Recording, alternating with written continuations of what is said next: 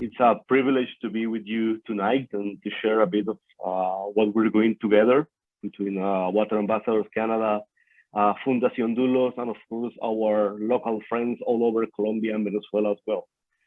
And well, it's great to see many people that have come to Colombia in past trips. So it's great to reconnect and to see you all again. And well, just to give you a bit of an introduction, Dulos Foundation work is based on connecting with local communities and leaders. And our passion is to, again, connect with them, walk with them, and simply share resources that they need to ensure that their commitment, their passion, and their vision really has an impact in their communities, and that we are all working towards development and the resolution of so many needs in our communities. So as a Fundación Dulos director, I've been privileged to connect with many what we call inspired individuals. Picture people in communities that they have a passion to see their communities to be different, to get away from the traditional issues they had for centuries, that they long for a better future for them and for their kids. But sometimes what they need is not passion. They have plenty of passion. What they need is resources. They need knowledge. They need training. They need mentoring.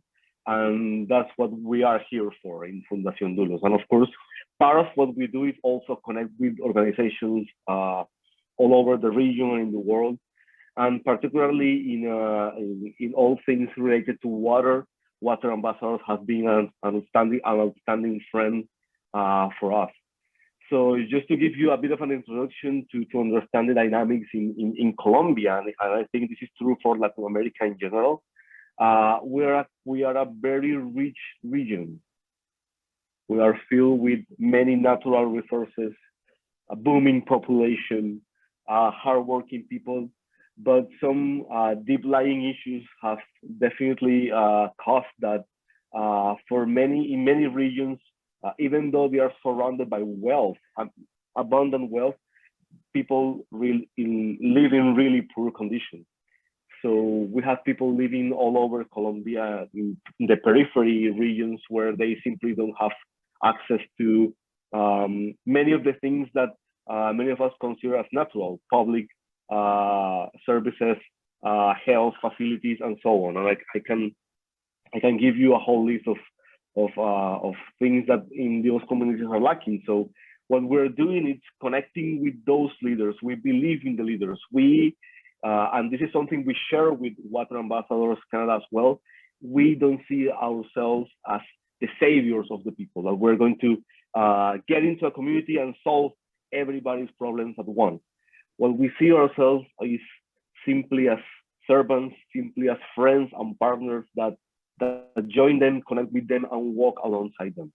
And I feel really fortunate to call the people from Water Ambassadors friends as well, because we all share this common purpose to walk alongside these inspiring individuals in their communities, connecting them with different needs.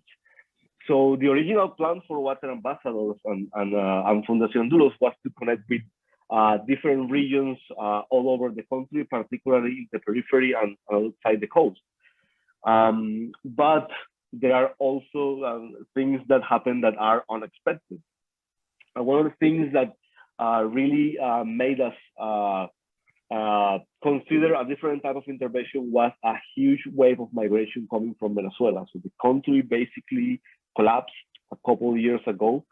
So the Water Ambassadors team and us connected to deliver and to provide water for people who were walking for kilometers.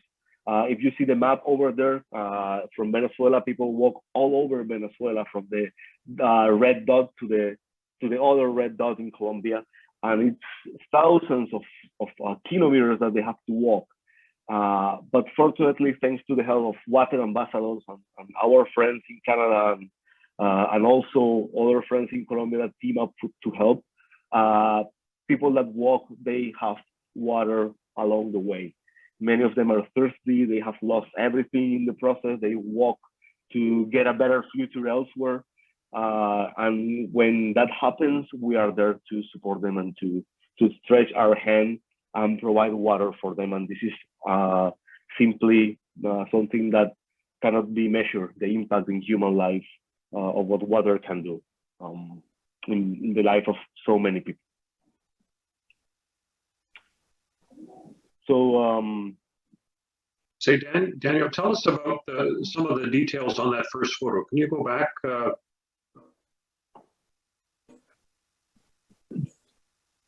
Sorry, I couldn't hear the question.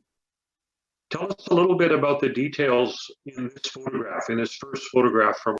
Tell us a little bit about the details in this photograph, in this first photograph from August 19th. Yeah, so the picture you see in the top right is the border with Venezuela. Thousands of people cross each day into Colombia looking for a better future. That's the bridge where they usually cross. It's called the Simon Bolivar Bridge, and they walk all over to the capital. It's in the map where it says Colombia. It's the red dot.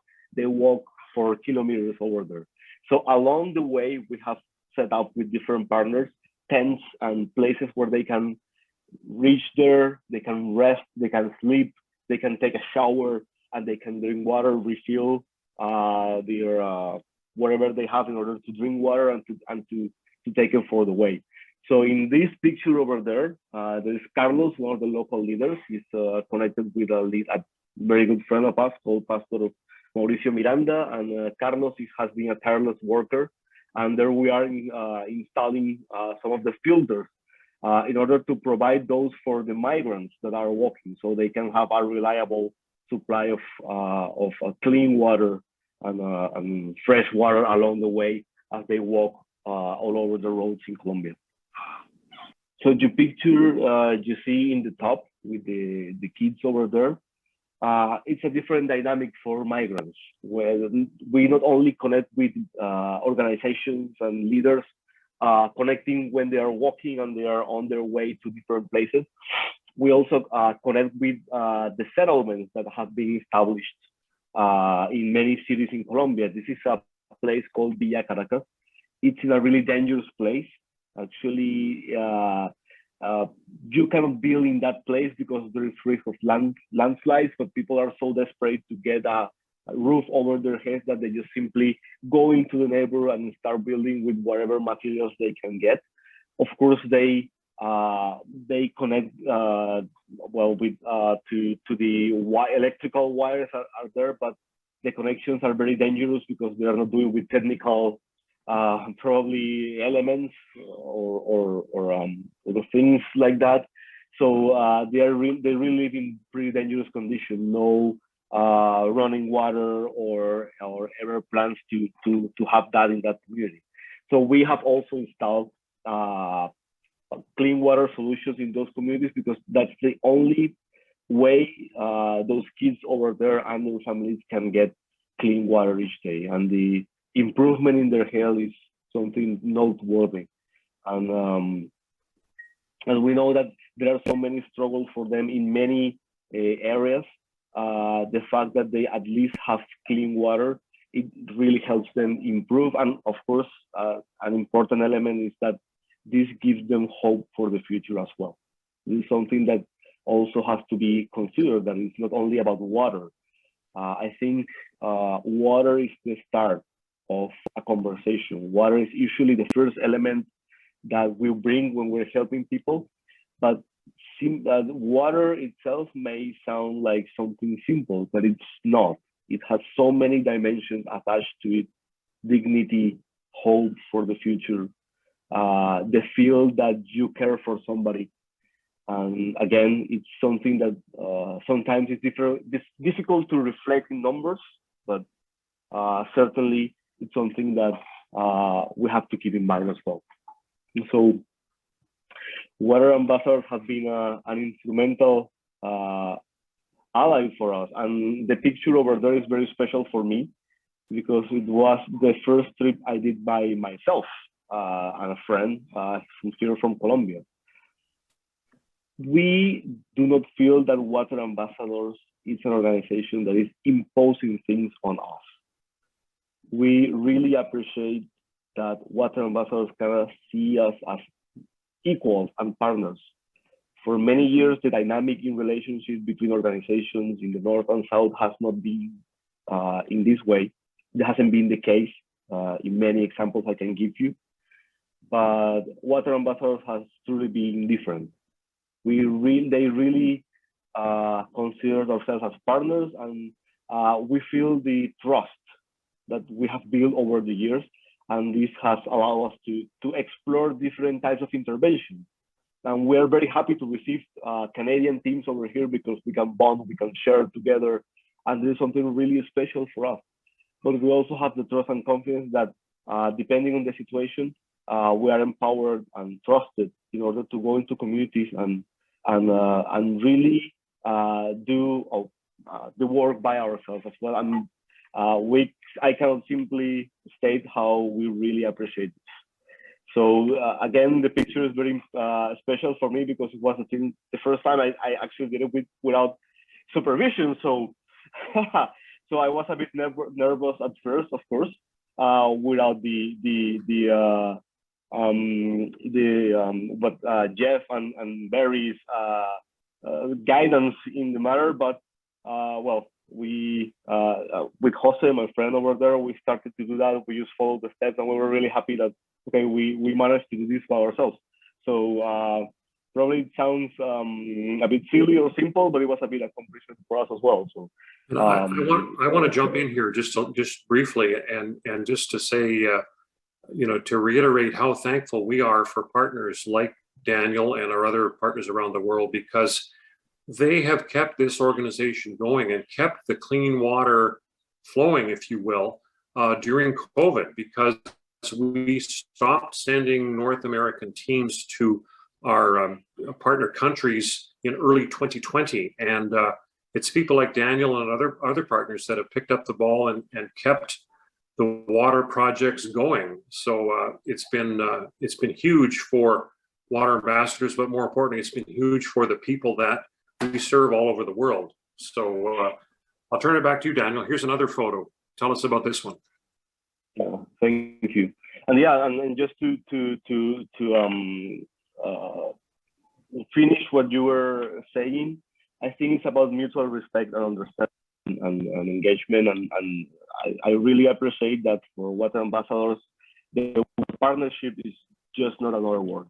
I think it's about mutual respect and understanding and engagement. And I really appreciate that for water ambassadors, the partnership is just not another word. You might be tempted to think that when we go to communities and we share the different water solutions and what we bring to the community, that it's just that. But what we have come to appreciate, and I'm pretty sure it's true for everybody that has been in the trips, it's what the community gives you as well. Yeah, so I was just saying that it's not just about trust between water ambassadors and Fundación Dulos, but also we consider the community to be a huge participant in the process. They are not just beneficiaries that we're going to again save, or we're going to be the heroes and the saviors. Not at all. When we go to the communities, we also expect them to feel trusted and empowered to do so. So for us, it's very important that in every trip we go, we have people, local people and local leaders also empowered to do what they're doing and to also increase the impact of what we're doing. So we have people like Paola in the picture just alongside me. They have an income generating project for migrants and for our people, but it's also complemented by the water solutions that partners like water ambassadors can bring. And picking up again on the community thing, it's in the picture on the right. It's a huge event for community, and we make a point of inviting everybody. This is just not for the leaders of the community. We want the whole community to feel empowered. That's why in many of the pictures that we take on the communities, you see kids, you see women, you see seniors, you see young people.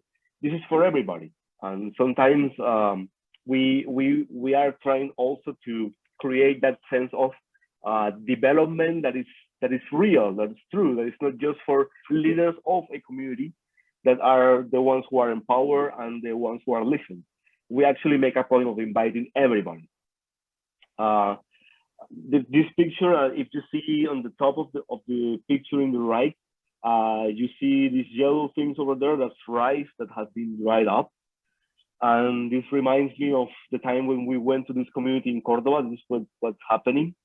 And it's not just, again, it's not just about what we give to the community, but what the community gives back as well and teaches us, and what we can learn on them. I particularly remember this rice over there because it's probably one of the most delicious rice I've ever tasted. And the community was so happy to join us and to share a common meal. It's truly special moments. Again, we can talk about numbers and we can talk about number of impacted communities and people we have reached, but the stories behind those numbers are simply amazing. Lives change, transform simply by how water can be used as a tool. So yeah, I remember that rice fondly, to be honest. And sometimes when we go to the communities, it's just not about connecting with communities and engaging with them, but also breaking some barriers that sometimes are set up and sometimes are there, but sometimes are not tackled. That's why in many communities where we go, we make a point of including particularly women as part of the leadership or the coordinators for the water projects that are going to be run. I'm very happy about this picture because, to be honest, I'm just in the first one, but in the part of the training, I'm not there anymore. And I don't need to be, because now there is Pastor Jonathan, a dynamic leader of a church in Chocó that is hugely involved in water.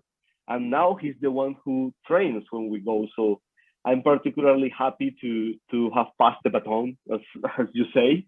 I think I pronounced that correctly. I'm not sure. But he's now in charge of training.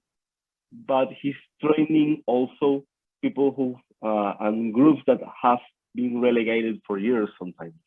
The lady, a very special lady over there in the picture on the top is Juana. And to get where we were, in order to receive the training, she had to make an amazing sacrifice of traveling for hours in a canoa. It's a boat where you can go through the river in order to reach the point where we were able to reach. And you can simply see in her face how important it is for her to receive something like this. When you speak to people in the communities, they say, we cannot believe that we have something that people in the cities have. We thought that clean water, that purified water was only for the people in the cities. We thought they consider clean water a luxury. So to have one of the machines in their hands and to be and to understand that the life of the community is going to be transformed forever is something really special. I don't usually smile at pictures, but I think this picture really was worth smiling for. And I'm again pretty happy that things are also changing in the communities. Pastor Alex on the left bottom has understood that it's not just about receiving tools for themselves, but it's important to share also. And this is something that happens spontaneously when people receive this and they have been trained and we share about the dynamics of how it's supposed to work in the community. They take the resource and they start doing amazing things with it. So there's an indigenous people group he has been connecting, and he travels each week in order to purify the water for them. And when he realized that they didn't have a tank to purify water with, he donated the tank. He said, I can make an effort and I can probably share this, and I will look for ways to get another one for me, but they need it more than me. And for me, this is amazing because I know his situation, I know where he lives, and the fact that he can simply just give away with such generosity, even among difficult situations and circumstances, is really it really captures my attention, and it really impacts me because sometimes again we see those communities as just beneficiaries, people who are supposed to receive help, but when they are receiving help and they have this heart and generosity to, even if they have small things, or even if they don't have enough resources, to have the generosity to give away also, that really changes you as well. And so I'm very privileged to not only connect with them and bring water ambassadors teams over there and connect with people. We are very happy to also learn from his generosity and his passion, his commitment for God and for us. So again, this is these things we have been showing up in the last slides are in one of the poorest places in Colombia called Chocó. It's home of the largest group of people from African background that came over to America, and the indigenous population. So it's a region that is overlooked even for government. They simply don't see investment in these regions, but thanks to the generosity and help of friends in Canada, Water Ambassadors Canada, an organization, we are being able to go over there, connecting with leaders, communities, not also sharing with them, they also share with us what they have in their hearts and the passion and the commitment to serve. So again, this is a process of mutual respect, mutual trust, not only between us as Fundación Dulos and Water Ambassadors, but also with the community. We are simply learning from each other, walking with each other, and hopefully we will continue to do so in the future as well. Daniel, you've done amazing work. You're a passionate person. You have a heart for people. We can tell. What motivates you to do what you do? What drives Daniel to reach out and do what you do? Well, I have to say I have mainly two sources, I think. The first one is my faith. I'm a committed Christian, and I believe that to be a Christian is not just about receiving God's love, but also being an agent of love and transformation for others. So as I understand and walk in terms of my faith, I have understood that this brings also a responsibility. And again, I think this is something that really pushes me, and it's something that keeps me going. Sometimes we can see the probably what we will call the easy or the happy part, but it also brings lots of challenges. It's not easy to travel to many of these places. Many of the people that you see here, they live under constant threat in their lives in many ways. And for instance, in the first time we went to one of the trips, we had to wrap training up as fast as we could because people were notified that they had to reach to their homes as quick as they could. So there are some challenges on the way. It's not an easy path, but it's a path that is worth walking. And the second major force I have to thank for is my parents. Since I was a small kid, my parents have been also working with vulnerable communities. In the 90s, they worked with people who were forced out of their homes in Colombia because of the violence. So since I was a little kid, I've been going with them and serving with them in our communities. And I think that DNA I just had the DNA inserted on me. So simply I walk on their path as well. They led by example. So I'm just privileged to follow into their steps as well.